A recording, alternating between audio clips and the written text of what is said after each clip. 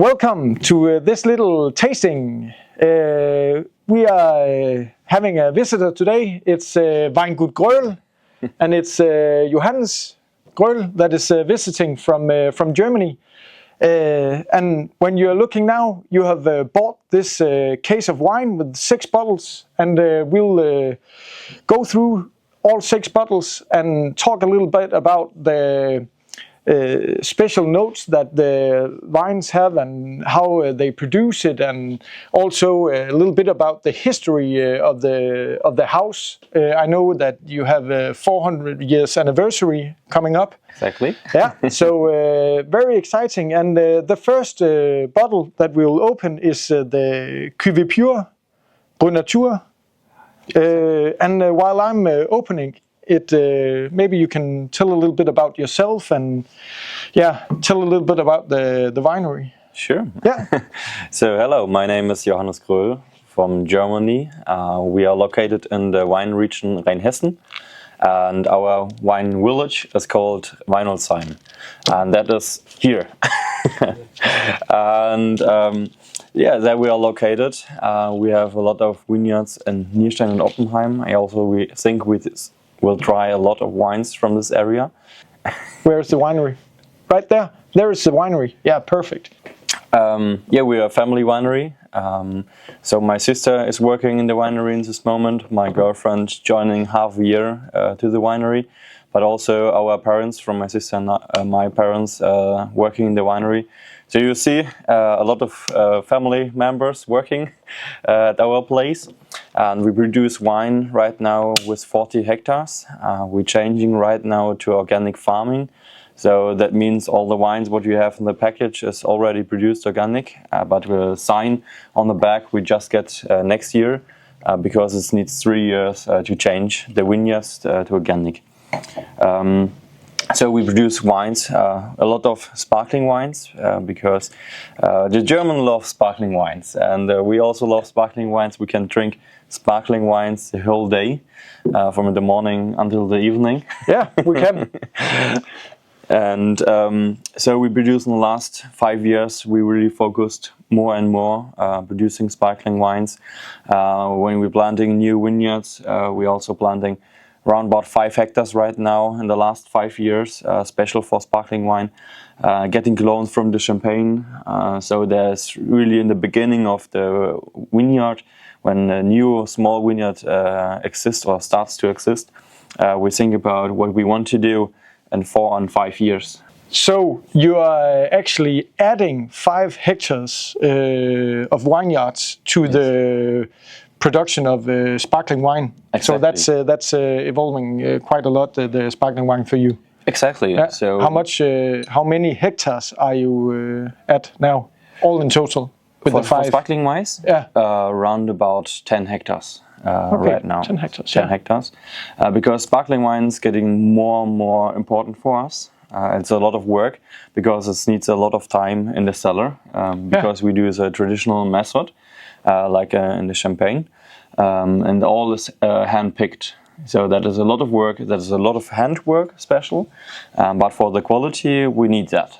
And when you say quality, now we just poured up this Cuvée Pure here. And the bouquet of the sparkling wine here is amazing. It's really, it's really tempting. I cannot. I really want to drink this. But when I look at it, it has like the color of it. Do I see a little bit of red notes or pink notes? Exactly. So we have right now Cuvée Pure is 100% Pinot Noir grapes, or Spätburgunder grapes. It's just the French and the German word. So sometimes I mix up a little bit with Spätburgunder and Pinot Noir. But it's the same grape we are talking about when we are talking about Pinot Noir and Spätburgunder. Exactly. Same. The same grape. Sure, we have different clones. We have German clones, we have French clones. They are different in the characteristic, but both is Spätburgunder or Pinot Noir. That's the same. Okay, and this wine is made from 100% Pinot Noir Spätburgunder. Exactly. Yeah. Exactly. And that gives this nice in the beginning not. pink. So we pick the grapes with the hand. Yeah. And just press 50% of the grape juice out, like they do in the champagne. Yeah. And then we put some in wood barrels and barricks and tonneaus with 228 and 500 liters. And other part is put into inox steel tank. And then we do the first fermentation. And this time, this wine will be white. So because the color of the Spätburgunder is just in the skin, and we are really gentle, we pick by hand and just press really slowly without turning around the press and all the stuff. So we don't get color into the juice, because the juice inside the grape, that's white. Yeah. And over the skin fermentation or skin contact, you will get color to the wine. But in the sparkling wine, we don't get color into. And then after nearly 12 months in the barrel and the wood and the inox, we do the second fermentation on the bottle, like also in the champagne, and then it stays for 30 months on the yeast. Okay. On the bottle. 30 months. 30 months. So over 2 years, 2.5 years, roundabout. And after it is 2.5 years on the yeast, there we do the degustation. And there we add some color again, that we have also colored. Okay, so you add a little bit of red wine. Of red wine, exactly. So to get this nice pink color. Exactly. So there you have actually the explanation of why this nice pink wine has its color. It's actually total blank until the dosage, and the dosage is actually when you shoot out the residual yeast from the bottle, and then they put in a little bit of red wine. It's amazing. Is this allowed also in champagne? That's the same method. That's 100% the same. And they can also put in... So all the rosé champagne, they are also adding in the degustation in this moment. Because when they press, they are really strict with the pressing part, but we do the same.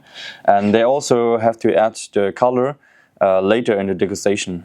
The all basic wines for the sparkling, they're white when they're in the good quality. Okay. So because when you have skin contact, you get a different, that's chemical stuff, but you get a different feelings. You get too much not herbs, what is the name? Bitterstoffe. Bitterstoffe, it's like you get the tannins and too much tannins, exactly. You get too much tannins into the wine, and then the taste of the sparkling wine is not that good. It's not that elegant. And now you're talking about taste. And I'm still thinking about how this tastes. Let's taste it. Cheers. Cheers. For me, in the nose, you have really nice fruit, but you also have a little bit of brioche already that comes from the long time on the bottle, on the yeast. And that's a beautiful mix of both, of freshness and the brioche. Oh, this is seriously nice. And the bubbles are like smooth, round. They are not too harsh and not too violent. It's like it's so beautiful in the mouth, and you feel that little bit of red berries and very nice. And Thank you. That's brilliant. On the bottle, you don't have any vintage on this one. This is a non-vintage. So is it like, do you mix different vintages together? Sometimes. Or is it? Sometimes. So we mix a little bit. We have also some reserve wines. We mix with a new vintage. But from the tradition, sparkling wine is not often with a vintage. We also have a vintage sparkling wine. We try later, I think so. But this we don't do a vintage sparkling wine because we have a lot of reserve wines. We mix up that we get the same taste every year, kind of.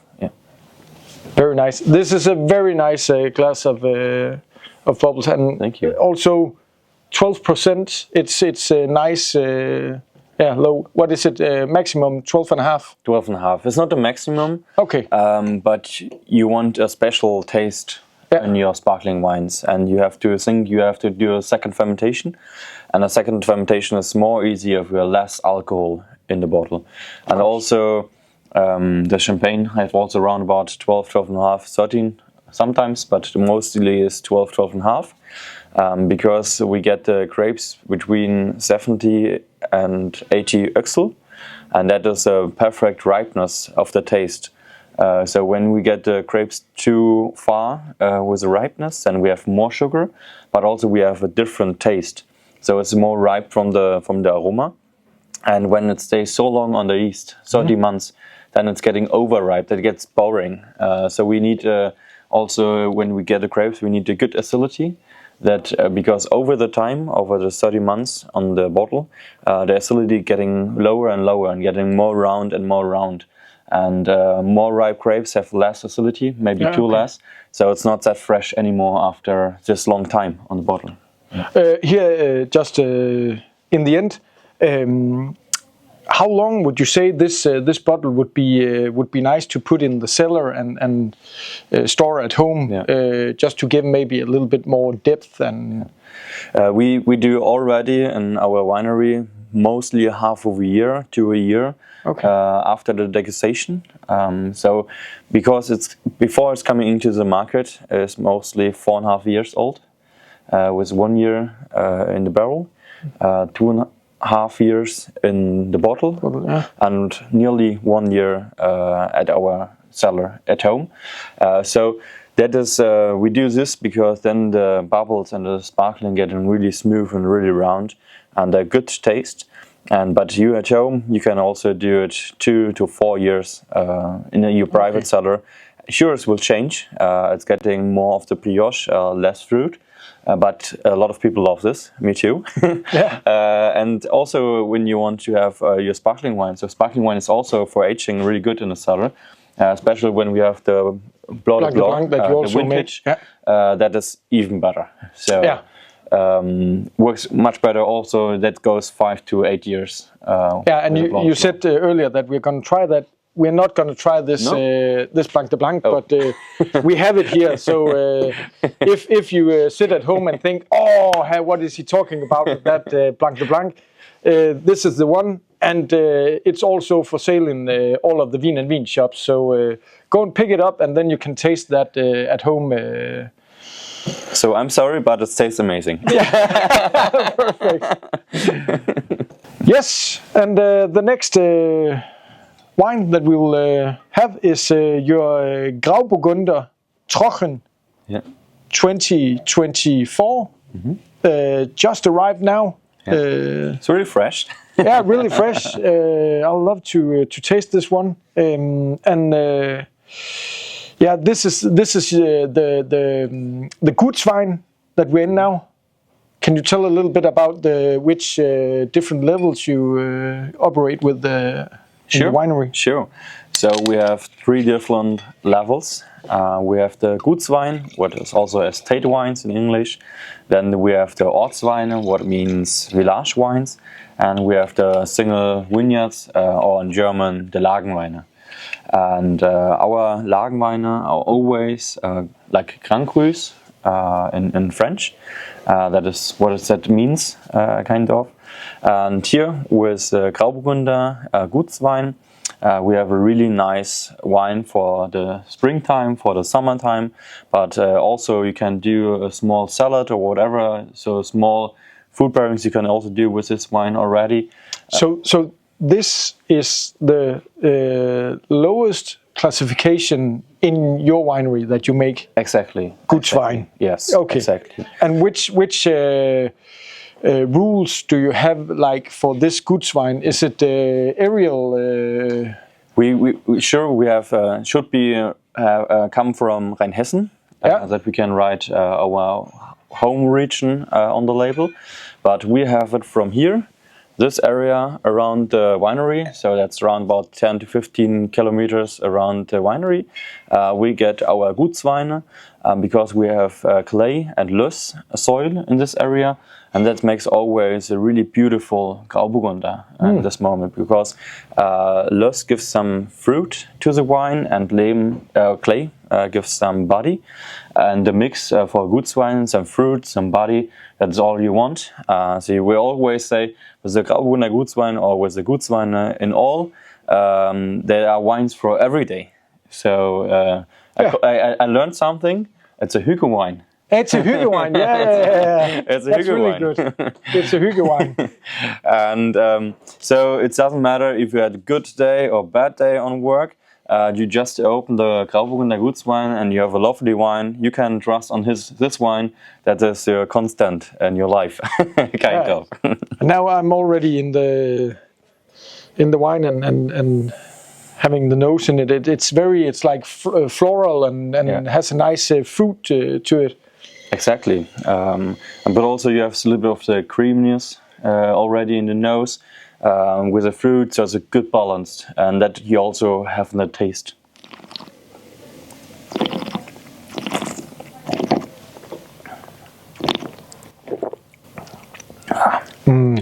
Yeah, very lovely and nice, fresh, good acidity, but still also the fruity, the creamy style that you refer to. It's very very nice, very delicate.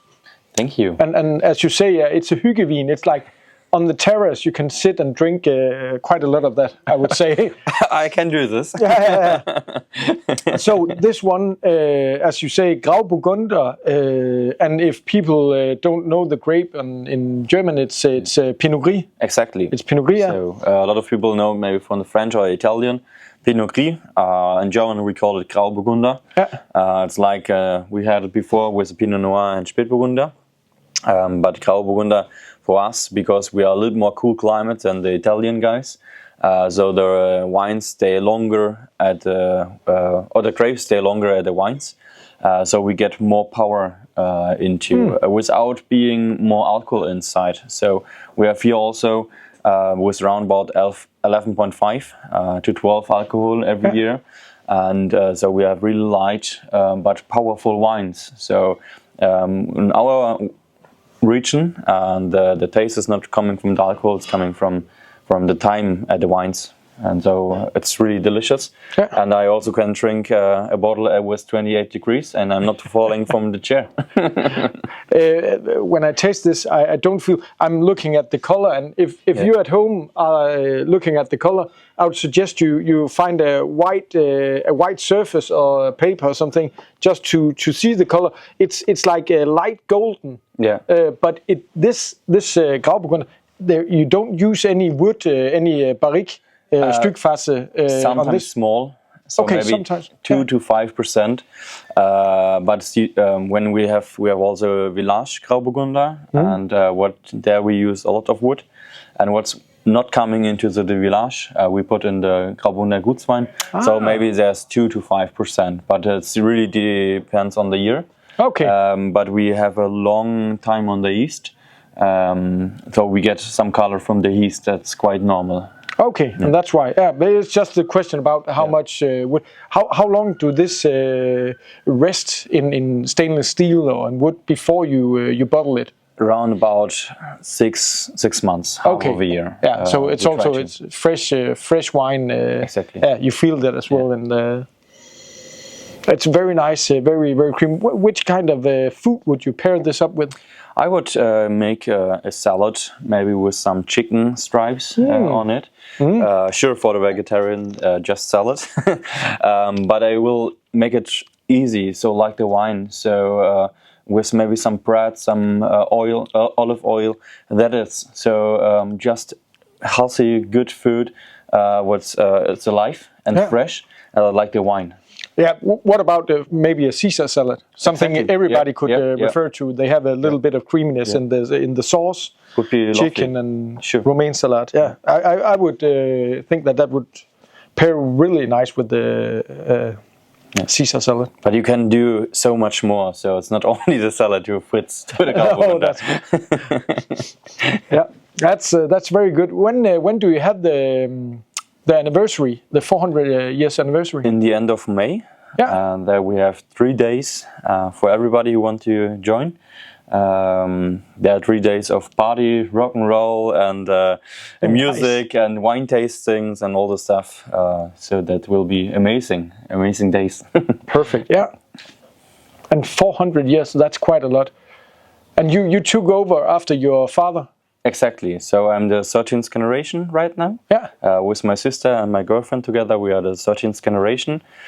So our winery is founded in 1625. And we have a big family tree of the old history that's really unique. But our grandpa or our grandpa, something like this. He was our family in total. There was of the head of the government. So there's written a lot about our family from the past, and because of Is this Eckhard Gröhl? no, that was Eckhard, Balthasar Gröhl. Okay. Yeah, that's a good name, Balthasar Gröhl. Really old German name. Yes. Who is Eckhard Gröhl? Because that's my father. Okay, that's your my father. direct father. Yeah. Exactly. Yeah. So, and Balthasar is maybe 4 or 5 generation earlier. Okay. And he was one of the longest head government in our village. And so there was a lot of written about him, and he was also written about the past. So that's why we can figure out and have a really good family tree until 6025. So that's amazing. That's not normal because there's no written about only a winemaker in this time. That's not necessary. No. So, but because he was in the government, there's a lot of written about him. Yeah. We are happy that you started up in 1625 because I really love this wine. It's a perfect Grauburgunder, really nice. When it's just the last thing here, when you write trocken, how much residual sugar is left in the? Is it totally dry that you? Yeah, the yeast? It is. You can say it's totally dry. Yeah. We are German. We speak a lot about sweetness and analytics. The Italian and French, they just say it's dry, then it's dry. But we have in our dry wines, we have 0 until 5 gram per liter sugar inside. And but normal the rule is until 9. But there's some technical stuff, but we have 0 to 5, and that is also some lovely because it's not sweet, it is dry or tastes like dry, but some sweetness always for the taste helpful with 1, 2 or 3 gram per liter. Yeah. And I see also it's vegan. Yes, it is. It is. And that's because you don't use this enzyme to. So we produce wines just the grapes.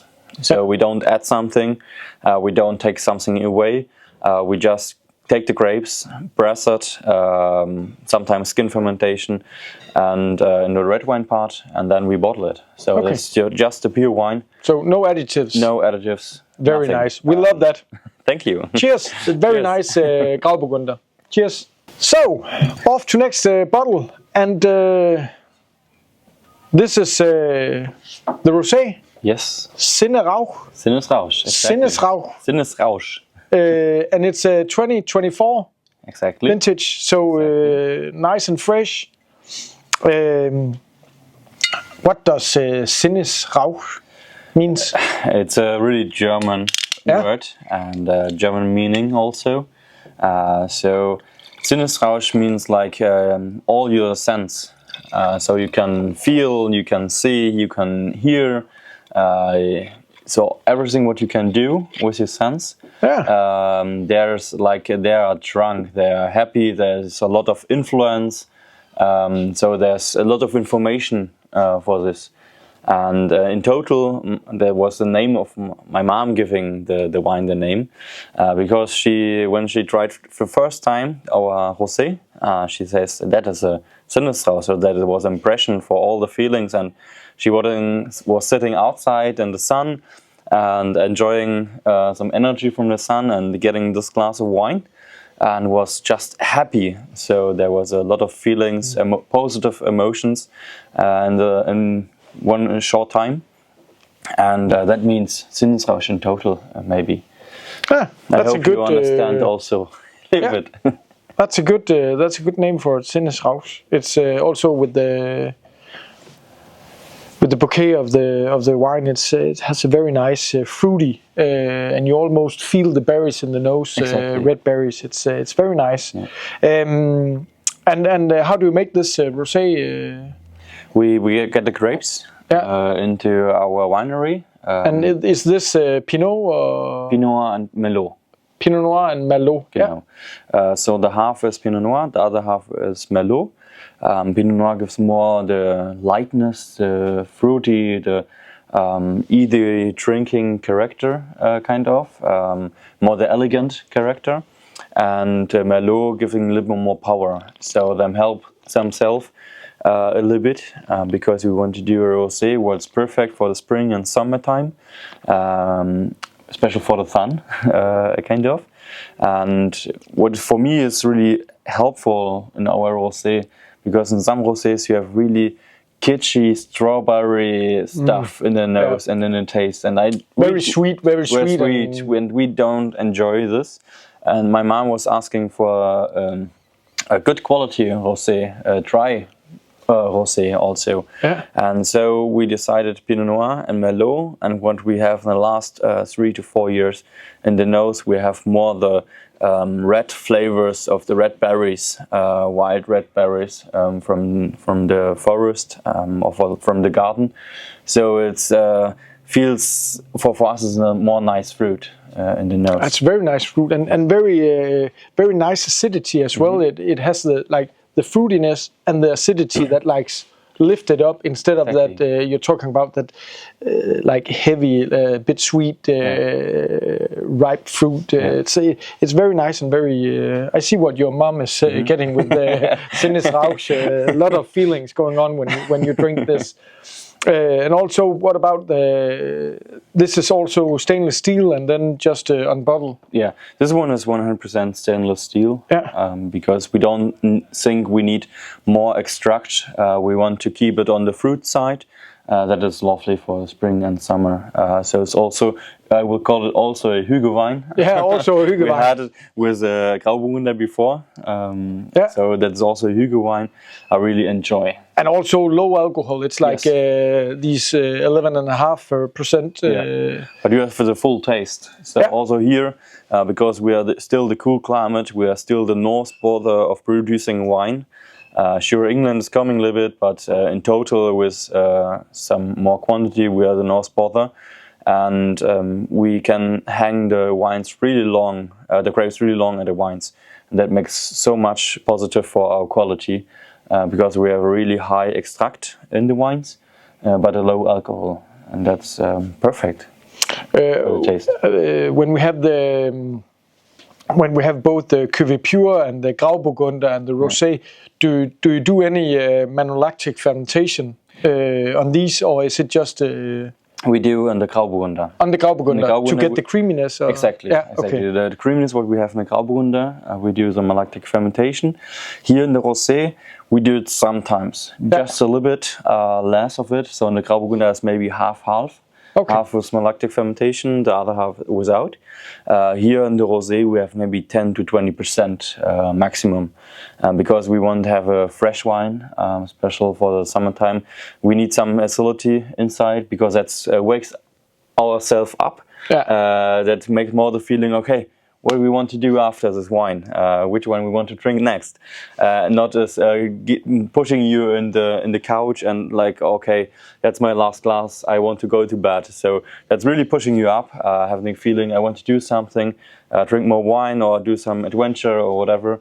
So that really positive, lively adventure. And what about rosé in Germany? Is it a growing market? Yes, or, of course. People like it. Yeah, people love it. Yeah, exactly. So rosé is absolutely in trend right now. The people start to love rosé. So that's happy. We are happy about, because we also enjoy rosé. That's a beautiful wine. You can do a lot with rosé, and for me, it's you have the nice flavors of the red berries, but a light wine. So for the summer, it's perfect. Or for spring. How fast should you drink this rosé? I know you would say very fast and then buy a case more. But, sure. but is it a rosé that can last in the cellar or in the wine cooler for like a year or two? Yeah, a year or two is no problem. Not a problem. Okay. That we do high quality wines. A year or two is with all our wines, not a problem. But I also say, drink the rosé and buy a new case. Yeah, exactly. No, but rosé is not a wine what I want to stir over 5 or 10 years. I don't recommend. You can do. You don't will die, but I don't think that helps the quality. That's really wine for the 1 or 2 years drinking, and for the aging over 5 or 10 years, we have the village wines and we have the single vineyards. They are made for this stuff or shit. In the end, what would you pair this with, food-wise? Yeah, I also. If you want to do any food with it, Yeah, you can drink it as well. I really enjoy just drinking this Exactly. because it's so much fun just having the. Because we also have a lot of fruits in the nose, but I can also have like an orange carpaccio. Orange carpaccio. Yeah, I really enjoy. I do it in the summer, especially in the summer, because also makes really fresh, with maybe some burrata on it. Oh yeah, it's really burrata. lovely. The orange carpaccio with some burrata. Chopped nuts on Exactly. top. Yeah, I could Now I see get that. hungry. Yeah, I do a little bit of olive oil. Yeah, I see the point. Yeah, that would be nice. But there's so much Poultry as well and also. stuff we have been talking about. The Caesar salad, Yeah, it can go. Yeah, Yeah. very nice. Very nice wine. I love this. Thank you. Cheers and cheers out there. Cheers for everybody. Yes. Welcome back. Or maybe not. The next wine we'll be tasting is the Gröhl Nierstein Riesling Roter Hang. Exactly. That's a lot of word. That's a lot of words. Exactly. Can you maybe try and describe them? If we have the bottle up here, Yeah. then you can point at what we have like Nierstein, the first here. Yeah. What is that telling about the wine? So yeah, in the first row Yeah. here we have the vintage. I think that is clear. And then behind the vintage we have Nierstein. Nierstein is the village, the name of the village. Right now we have a village or Ortswein. What we're getting into the class. And then Riesling, I think that's also clear for everybody. So that's the grape of the wine. And then we have Roter Hang. And In the bottom. in the bottom, Yeah. exactly. I will explain this shortly, but trocken we also have in this row. That means dry, so we have a dry Riesling. And Roter Hang is a little bit more special. And Roter Hang, you can see right now, it's a really beautiful area where you can see a lot of hills and mountains. It's really steep. Also, and in some parts you can see the red soil. So we have a red soil, red clay with sandstone and a lot of iron. And the iron is oxidated and shows or makes the soil or the earth makes the ground makes it red. And also the iron makes a really special Riesling from it. So it's not a typical Riesling. That's really unique for our region. And because we have less yellow fruits, what is normal typical for Riesling, we have more herbs in the nose. And special, what's really special about this area is a saltiness in the back. Yeah, about that for this, we have to smell and taste. Yes, let's do that. Yeah, already if you're smelling into that is really typical Roter Hang nose.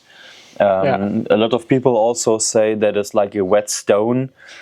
So sometimes when you have a really warm summer day and it starts to rain and you get a first smell of the fresh rain from the soil, you get it in your nose, and that's this really typical Roter Hang. It's actually like a flint. When the rain is hitting the flintstone, it's like it's that nice flavor, and then combined with some fruit and and some acidity, and you have a like complex nose actually. And also a little bit of green tea you get also from the nose.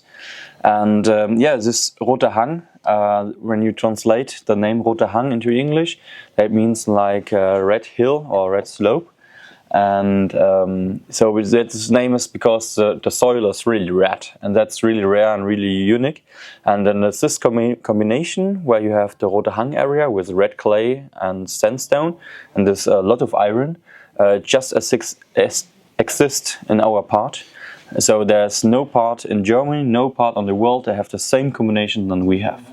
The same mineralities Yes. that is in the earth there, and so now we have gone from the Grauburgunder and the Sinnesrauch that was Gutswein, and now we have taken a step up to the Ortswein village, and then into this special area, Nierstein, Rotehang, and how big an area is Rotehang? Like square kilometers? Is it big, or is it just like one field? No, it is not that big. There's really a small area if you look to compared to the world. Yeah. Then it's a small area, but there are some hectares inside. So if you look to Rotehang, that's going from here, from the north, from the Pettental to the south, and we're going to Ölberg. The Pettental is the east side, and we have Ölberg with the south side, and there is the Rotehang going to Schloss Schwarzburg, and there's Rotehang ending. So we have different single vineyards in the Rotehang. That is, everything is Rotehang, but not everything is Pettental or Ölberg. So, and that is the difference between. So right now, for our Rotehang Riesling, we use pieces that are not that famous, like Bergkirsche or Heiligenbaum. There should be also. It's so nice with the German language. I love it. So that would be also a single vineyard, but they're not that famous like Pettental and Ölberg, because Pettental is very famous. Yeah, that's one of the most famous single vineyards from whole Germany, and we use the little more less famous single vineyards. The quality is amazing. That is why the quality of the wine is also amazing. But Pettental is Pettental. Pettental. But I really love the taste on this wine. It has intensity, and it has nice structure, and it's a very nice wine. And when I think Riesling at this price level, it's a really high quality. I would say. I think normally you will. I don't know Danish krones, but in euro, if you are searching a wine like this, you have to pay 5 to 10 euros more for getting the same quality. So the price quality level in here, it's insane. It's insanely high. Yeah, I would say that too. And also the nose, extremely complex. It has a lot of things going on, and also the taste. Fantastic, nice minerality, a little bit of residual sugar. I think it has very nice, really, really nice drinking. Yeah, and it fits really good for seafood in total. Yeah. So with the fish, some citrus on top. That's so lovely because the salt of the wine helps the food so much, and it's a so good combination in total. What about the work in the cellar with this one? Is it stainless steel all the way, or do you have a little bit of? We also have some wood inside. Also some wood, yeah. So we since 10 years, since nearly I start to come into the winery. We'll buy more and more wood again, but for Riesling we just use wood what is old enough.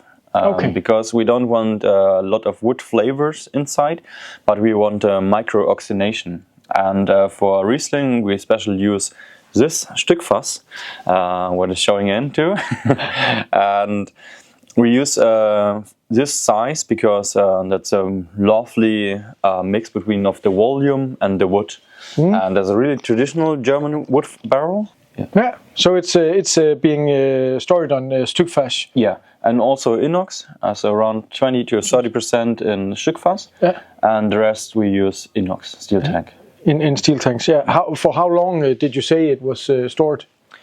9 months. 9 months? Around about 9 months. Okay. Sometimes on the full yeast, sometimes on the lower yeast. Depends on the taste. Okay. So that's not every year the same. We try often the wines. We try to try the wines once or two in the week, that we know how is the wine changing. Because that's really important for us. And so we see when wine's changing in a good way, we keep it on the yeast. If the wine's changing somewhere we don't want to, we react. So we are really flexible in this way. So wine is not always the same. You have to try a lot. Yeah. Cheers. Cheers to Cheers everybody. out there.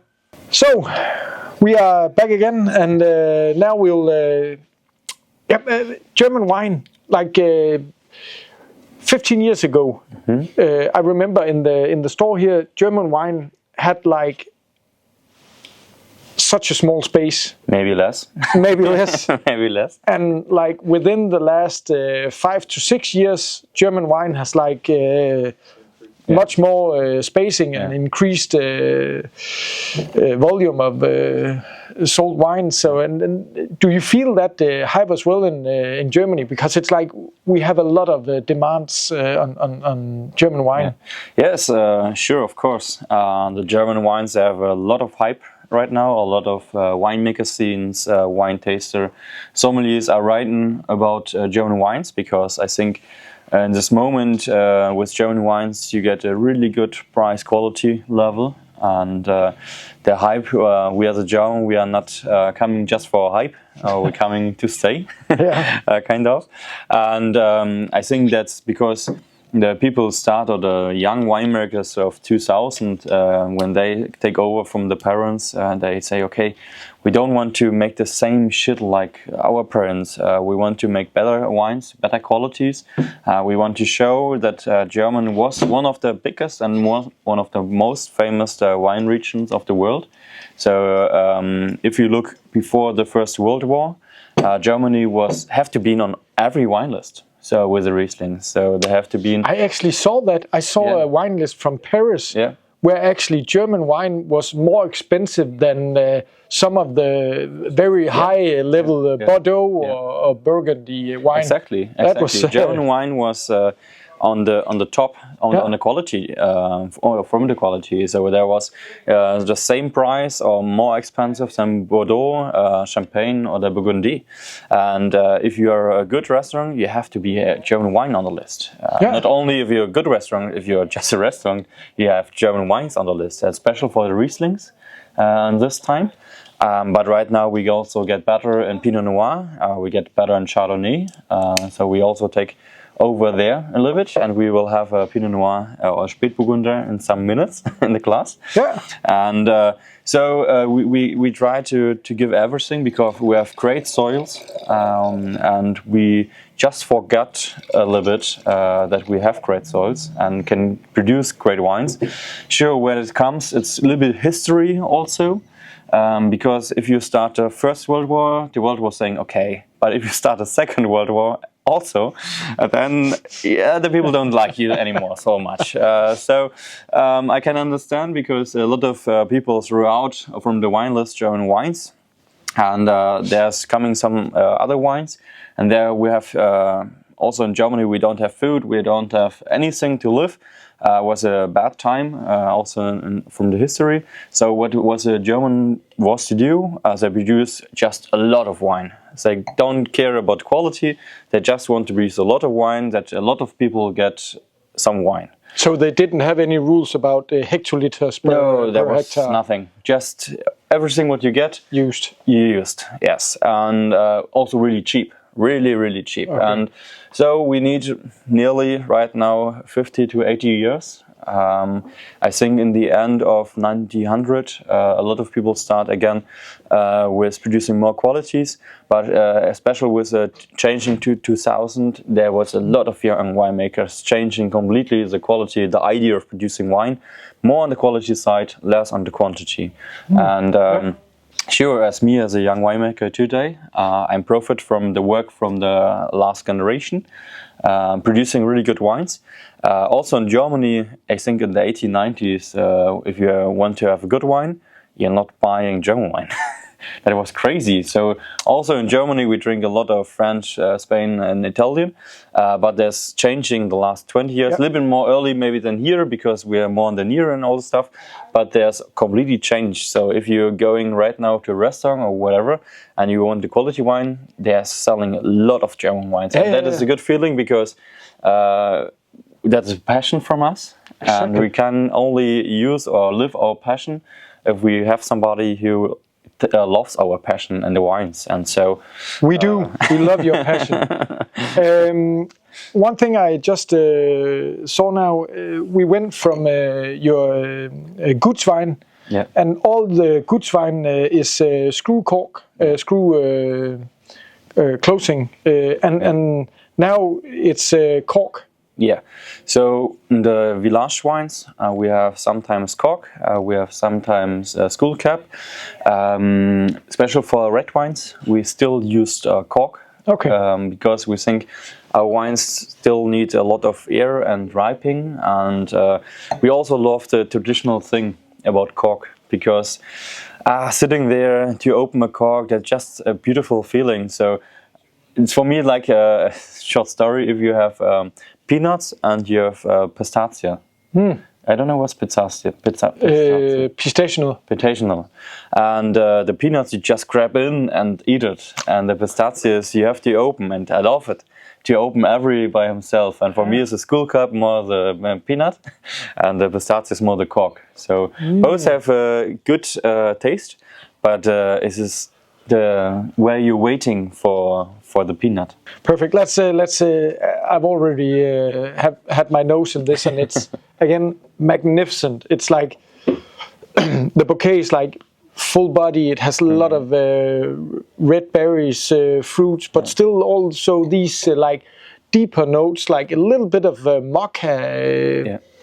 And also 2022 was one of the best vintages we ever made, maybe with 18 and 3 in red wine, special for Pinot Noir also.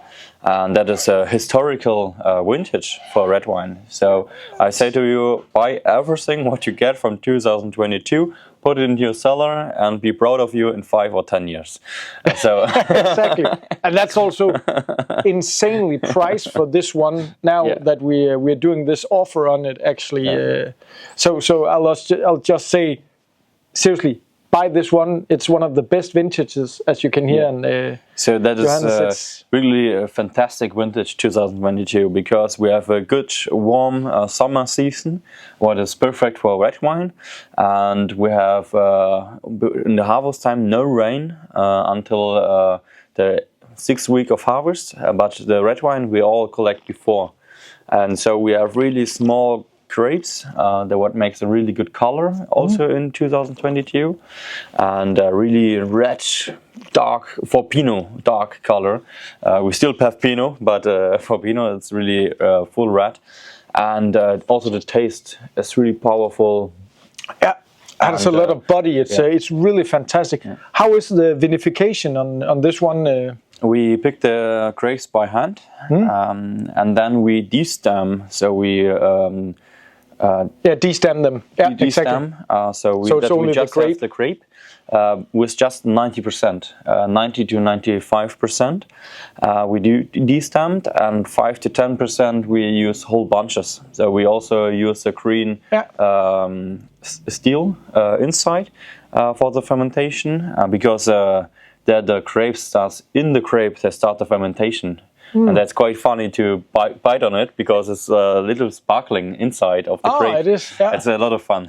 Then it's like in Bordeaux, the carbonic maceration. Yes, exactly. Actually, so the most is maceration. The small part is maceration carbonique, and the most of the part is just a normal maceration. Okay. Yes. And so we have a small mix between these two. Then we just over pump.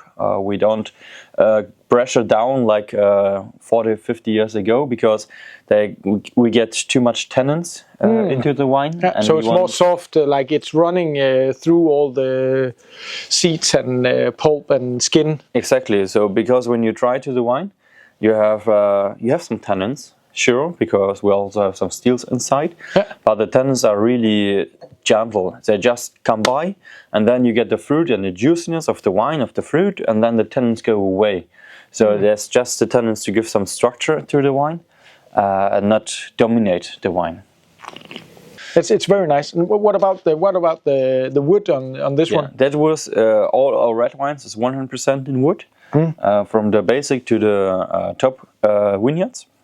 And here for this wine we use mostly used wood with 3, 4, 5 years old. We also have a small new wood part with 10%, and then we have 18 months in French wood barrels. So everything in barrels. 18 months. Yeah, 18 months in French wood barrels, and that the tannins getting more round, that the body, the acidity, everything getting more round, more complexity, and we lose some quantity also, and we full buy, so we get more complexity over 18 months.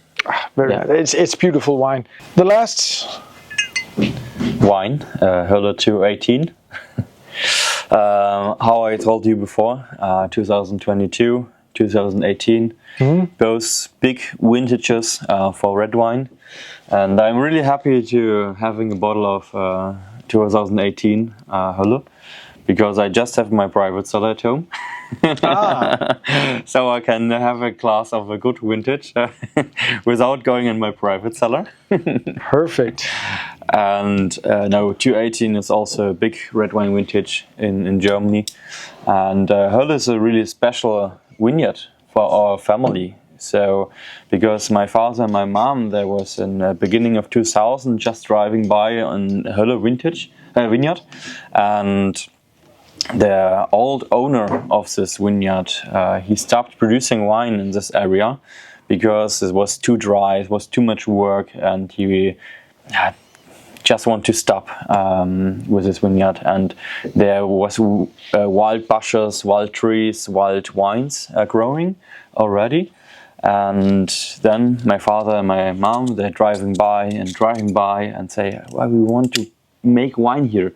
That is a perfect limestone soil, and we want to grow wine. And they go to the owner and say, we want to buy. And he was, no, you get bankrupt if you buy this and want to produce wine here, because it's really steep vineyard, and it's really dry and full of limestone. They're really growing the limestone. And it's Hölle, it's like hell. Yeah. It's hell when you translate it to English. It's hell. Yeah. Because for sure we are a cool climate, but it's a warm area in our region, and though they call it hell because also a lot of time that's a hell to work inside. Exactly. And so, but they're going really on the nerves of the old owner, and they have the chance to buy it in 2008, and there was a lot of work, remove all the old vines, all the bushes and the trees. They're already grown big trees in this place, and they remove everything and plant the new wines. And here we have to say, you can't go there with a tractor. It is with you get the heart is beating a little bit more fast. Yeah, exactly. It's just really the end of the tractor. Exactly. Yeah. So we do a lot of handwork. When it's a little bit wet, we have to go by hands, just by hands. Yeah. Just it runs really, really dry, and you want to beat that your heart is beating a little bit more fast. We can do a video. Let's do that. So here, so you see the Hölle. Very interesting nose. It's like when we had the Dalheim. It had a lot of layers but this one, it's just a completely new level of layers and depth and body. You feel all these things in the nose. It's amazing. Yeah, strong wine. I just don't want to talk. I just want to smell and taste. Yeah, exactly. I had the same. It's and if you're sitting out there and having your nose in this, it's fantastic. It has such. It's like an onion. You can just peel it off, and there's a new thing. It's a beautiful thing what you say right now, because that's a really good. Because I'm standing right now before the goal and just have to put it in. Yeah. Because of your own onions, what you're saying, you have to peel a little bit. For me, Hölle is always, if you smell the first time, you have the first idea of the wine. But if you smell the second time, you get a new face, a new characteristic into the wine. And every time you smell into Hölle, you get a new face, a new character sign. And that's so beautiful. And also in the mouth, you take some time and play with the wine in the You mouth. said it, so yeah, it will speak. You can try. In the mouth, you keep it in your mouth and just play a little bit with the wine, and then it will really open up in the mouth, and you get a lot of levels. Because we have also a single vineyard Herrenberg, but the Herrenberg is here I am. So he's really like, here I am. He's walking with the door into the room. And Hölle is a little more elegant. It needs more time. You have to fight with it a little bit, and you have to get more. You have to take more time for yourself with the wine and getting all the characteristics from it.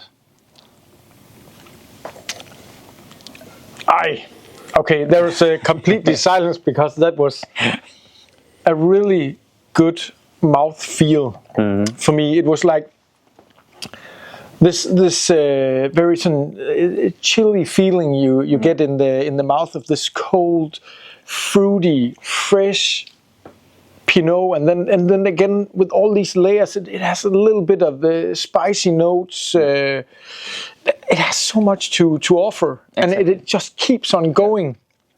And who was looking to my face right now? Maybe the whole sentence you was talking, I just smackle on the wine, and you're getting so much from it, so much power, and at the same time so fine and elegant, like a diva. Exactly. He's dancing like a really the diversity is so big in this wine. Yeah. It's like it plays on so many strings. So exactly. It's fantastic. It's the combination of the fruit and the wood. And how much wood do we have on this one? 100% also. 100% in barrels, but we still have used. Still used, but 20% new. 20%, okay. Around about 20 to 30% new oak. Okay. It depends a little bit. Every time on the vintage, we dry the juice and then we decide what we want to do.